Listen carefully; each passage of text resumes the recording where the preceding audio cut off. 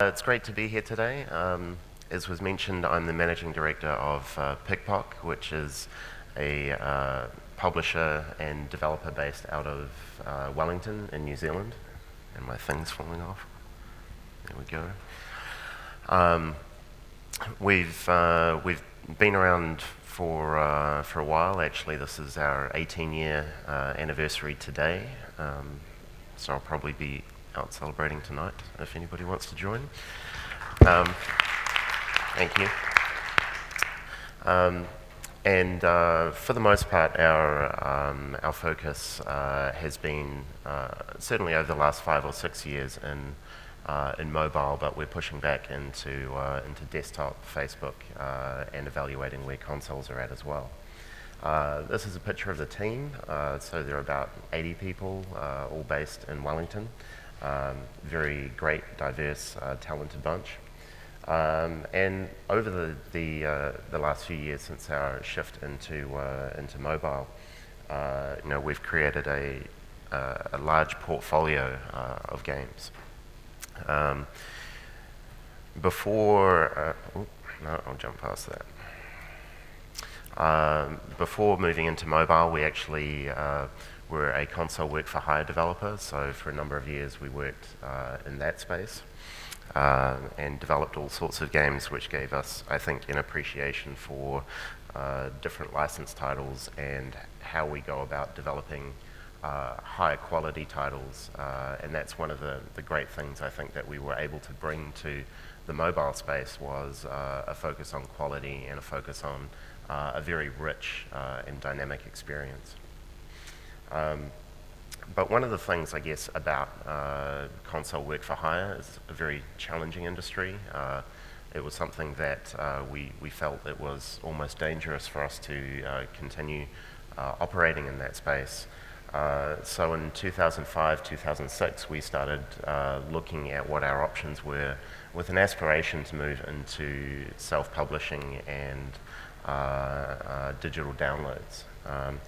One of the inspirations for us around 2005, 2006 was what Marvel had been doing, and actually over the next few years after that, through sort of 2007, 8, 9, and 10, through to today, they've done an amazing job of not only kind of resurrecting their IP and curating their IP, but creating a great, leveraging their portfolio in amazing ways, and the way that they've been able to build out all of these different movie franchises now that kind of interweave and feed off of each other, continues to be an inspiration for us today.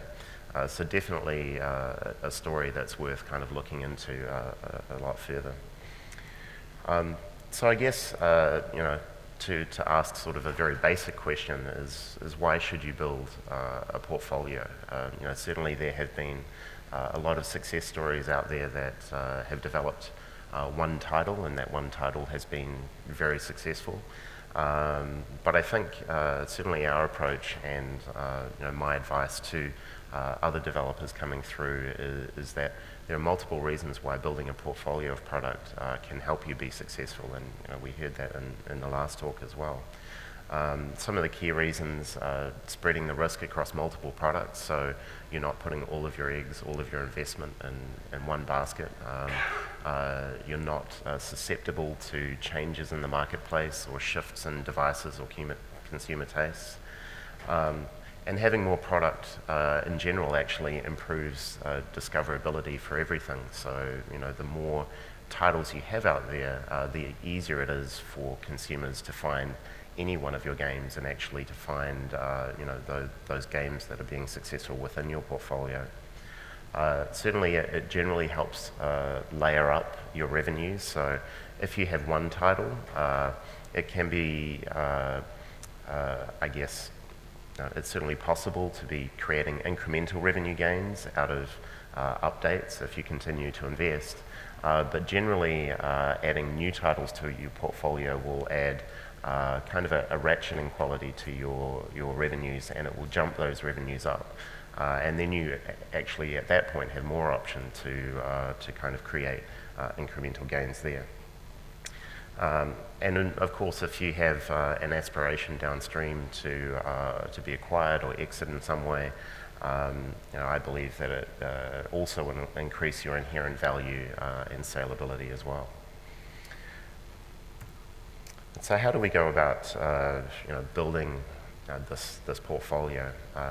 And for us, I guess it's really important to find the right type of titles. Which are the titles that we're going to develop? What are we going to develop next? What are we going to publish next? And we spend a lot of time thinking about this and exploring what we're going to do in different ways and weighing up different pros and cons. One of the things that we're very open with is ideation. Trying to discover where the next opportunity is actually comes from a number of different places. So within our studio, we engage in a wide range of different types of ways that opportunities can bubble to the surface. We have people who are doing ad hoc prototyping or pitching, right through to more formal market analysis, where we might say, we have an opportunity in this particular sport. We want to build a sports game around that, and that kind of opportunity is led that way. And of course, now we're publishing third-party content. We get presented with third-party games all the time, which is an interesting way to explore different ideas and opportunities. Something that's very important for us as a studio is not to have a Me Too follow-on strategy. We don't really clone games at all. We're always trying to find that blue ocean and bring innovation to the table, and that doesn't necessarily mean you have to create something completely new and different, but we want to innovate on multiple areas within each of the titles within our portfolio. So we want to have a unique art style, something that is bringing a high level of quality to a particular genre. We want to be bringing new mechanics, and in that sense, you're creating something which is new and interesting and different.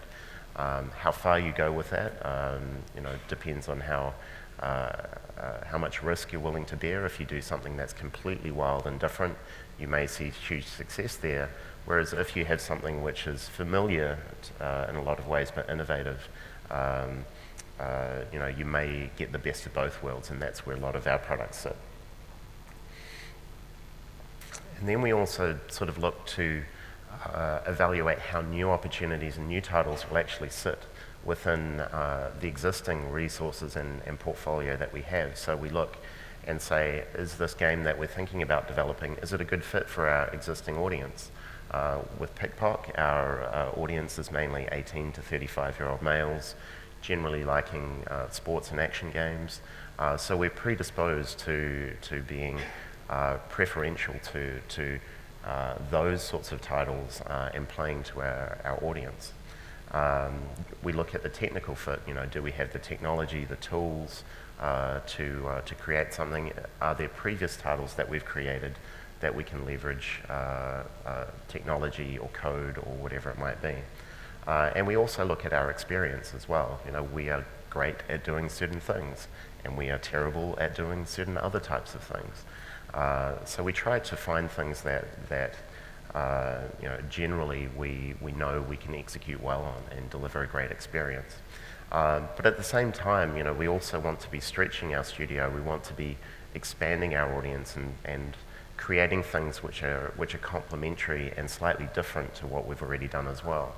So we also think about, okay, we have a game that is primarily targeting 18 to 35-year-old males, but there's the opportunity to capture a younger audience or an older audience or more of a female audience.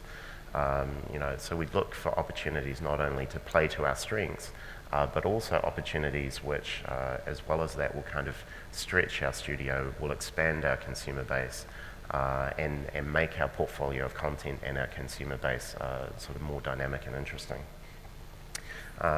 Effectively, I guess, it's these things that kind of add together, and if you can find products and games that are complementary to what you've done before, then you kind of change up the game from where each new game that you release is a discrete roll of the dice. It's a big gamble to having each of those new follow-on titles bring their experience to bear, the audience, the technology, you're raising the quality.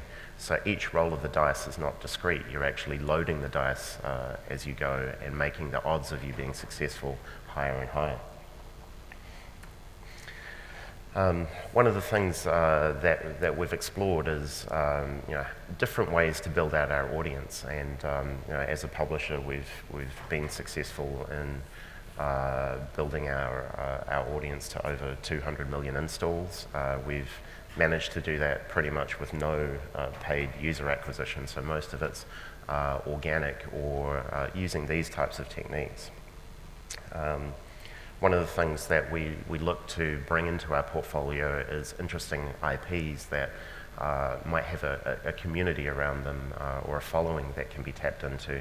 We published The Maze Runner last year for Fox, and with a game that was developed by Sticky Studios out of Holland, which is a great high quality studio that's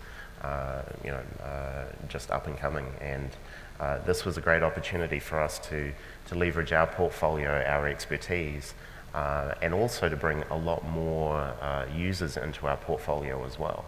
So this particular game was able to deliver tens of millions of players into our games that we've been able to cross-promote into our other titles. We've also created great relationships with other developers as well, and this has been hugely instrumental in helping us get great launches and build an audience for a particular game over time. Working with the Limbic guys with Zombie Gunship was a huge help in us launching our Into the Dead game. And the Big Win sports series has been a huge complementary opportunity to kind of cross-promote back and forth between our titles. And in a way, these titles almost become part of a meta portfolio of developers and publishers and content that we're able to leverage each other's user base and strengths. So this is huge, and I certainly recommend finding those opportunities to work with other developers and publishers to cross-promote. One of the things we've also been doing is working with another publisher, Adult Swim Games, to publish some of what we do into the marketplace as well. And that's been great for us. Adult Swim, US company, part of the Turner family of companies, has access to their own TV channel, so we get this access to an audience that we otherwise wouldn't be able to tap through the free ads that they run on those TV shows. So that's been huge for us, finding a way to kind of tap into audiences and media channels that we otherwise wouldn't have been able to do, and then again cross-promote those people back into our titles. Very important once you have that audience, however you've got that audience, to then leverage them properly. And there's probably a lot that can be said around updating in general. We're big on doing a lot of updates over time. This is actually the revenue, downloads, and active user curve for our Into the Dead game. And even though it's been out for several years now, continuing to update and refine that title has kept that audience active, and we actually have more people playing now, 2.5 years after release, than we did in those initial stages after launch. You see there's sort of two initial spikes there, one which is the iOS launch, and then we had about 4 or 5 months later the Google Play launch. And it's important to keep that user base active because you want to be cross-promoting between your titles. And I think once you start to get that flow of users between your titles, you're really starting to see the power of the portfolio come out. You can see here we have multiple cross-promotions that we have between particular titles, and we've actually customized these cross-promotions so that they work very well using characters from the particular game that the people are in to then cross-promote into a new game that we think they might like within our portfolio as well. So you can see going from our Flick Kick football game to our much improved Flick Kick Football Legends, going from our Flick Kick Football Legends game, which has a ghost coach character trying to push people into the dead game, and our Rival Stars basketball game character pushing players back into our Flick Kick Football Legends game as well. So we have very high click-through rates on these, and a high incidence of people playing multiple games within our portfolio, because we know that people playing a basketball sports card game might be very interested in a soccer card sports game as well. So definitely recommend that cross promotion. We're also doing a lot more with sharing, and this is one example from our recent game, 4 Letters, where we made it very easy for people to share their achievement moments, their high scores, challenge people. And you can see here just this one Twitter user who has thousands of followers, just posted something out there that was fun and interesting, and we're seeing huge uptake of these sorts of things as well. Also, I think it's very important to monetize via multiple layers. When we moved into the free-to-play space, I was very disturbed by the fact that I wouldn't make money off of 97% of the players playing our game. So I thought, well, we can't have that. And we moved forward with implementing different types of ad strategies, rewarded ads, as well as IAP and sponsorship. So we have a number of different relationships with all different sorts of providers, different ways that we can monetize. On the ad side, big players like MoPub, iAds, Google. On the incentivized video side, using solutions like Fiber, like Unity ads, as well as different types of emerging monetization models like Keep, like Lootsie, which is an interesting thing coming through. So finding different ways to capture the fact that you have different sort of audience and that's made up of different sorts of people is very important. One of the things that we found actually that's really exciting as well is when we actually sell the music to our games and merchandise, and we found that actually adds another point of discovery as well. So people coming across the music for a particular game may go on to not only purchase that music, but then go on to become a player of that game as well. And for one game that we released on PlayStation Network and Steam, and now the Mac App Store as well in particular, we've sold over 40,000 copies of that soundtrack. And a lot of people discovered the soundtrack first before then going on and buying and loving the game. So in terms of what we're doing next, we're looking at different ways for games to actually work together in a more meaningful way. So not only cross-promoting, but providing gifts and rewards back and forth for people playing different games within our portfolio. We're looking at a loyalty rewards program, which we'll hopefully have rolled out by the end of the year, which will reward people for playing multiple titles. And we're also working with different kind of brand integrations and sponsorships as well, which is a really exciting new revenue opportunity for us. To give you a glimpse at some upcoming games, none of which have been announced, we're doing more with our Into the Dead game, building on that franchise. And again, this is the obvious one is creating a sequel for one of our very successful games. This is a sort of sci-fi looking game that what's going on here, I'm not going to tell you, but it's coming out soon. And we're also doing something that, again, this is a bit more of a stretch for us, so moving into something a bit more fantastical as well, but leveraging a lot of the techniques and game design that we have, but wrapping that in a different kind of model. So to summarize, make sure you're finding the right titles. You're thinking about each title that you do. You're thinking about how these titles will work together over time. Look at different ways to build out that audience strategically. Leverage your portfolio. Leverage other people's portfolios and relationships. Leverage your players. So once the easiest customer to get is the customer you already have. So make sure that you use those customers and give them other games to play, and monetize in multiple layers to increase your discovery and get the most out of each customer that you have.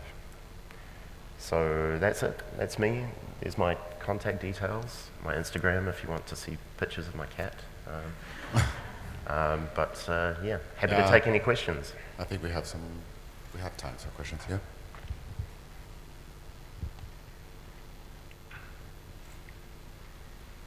Hi, my name is Akmal from KG Games. I just want to ask two questions. So basically, what are the challenges on creating brands from other brands? And another thing is, do you get some resources or other staff assets and some funds from the third-party brands?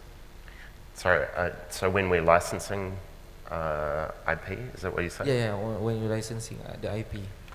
Yeah, so it can be hard. I think the great news is that there are a lot of different intellectual properties and brands out there. There are more TV shows and movies than there are developers kind of willing to work on that stuff. So movie studios are becoming much more open to working collaboratively rather than just saying, okay, here's our IP, write us $1 million check and we will give you access to that.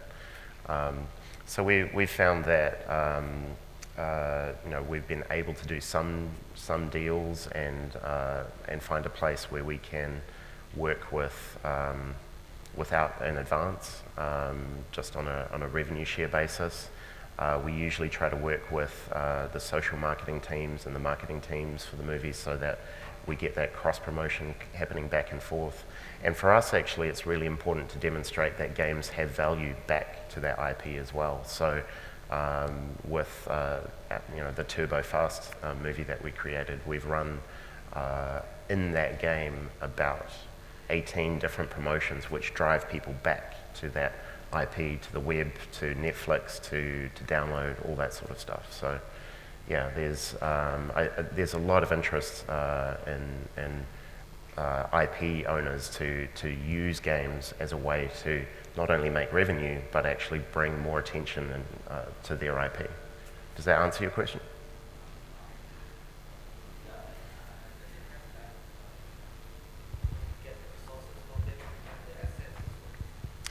Yeah, it depends on the situation. So the question is, do we get assets from the IP holders? You usually get concept art and footage. You can get movie assets sometimes, but the reality is you need to kind of rebuild everything anyway, because something that has 50 million polygons is not going to work on an iPhone. So we generally use that stuff as a guide only to reduce approval times. One more question. Yes, no. Actually, I have one question. Yes. How deep do you think you need to go to have a successful portfolio? And do you really need to diversify and test like different genre? Because like those studios generally, they specialize in certain type of game. Mm-hmm. You've been through like 18 years, so maybe you can share that. Yeah, I mean, I'd certainly recognize we've crossed over a number of different genres. But I don't think you need much necessarily to have some success, especially if you're creating games which are complementary to each other. So by the time you've built up 2 or 3 or 4 titles, you hopefully have an opportunity to create those synergies and to drive customers back and forth. And I don't think you necessarily have to be very diverse, and create a racing game and a shooting game and a strategy game, because those are all games that adult males like. you could just create different types of, a racing game and an endless runner or something like that. So you can keep within the same space. I don't think you need to diversify, but you do want to create new and interesting things that offer new and interesting experiences. So, yeah, I think the message really is when you're thinking about, definitely make more than one title. Because that's key to, I think, being successful and learning and honing your craft.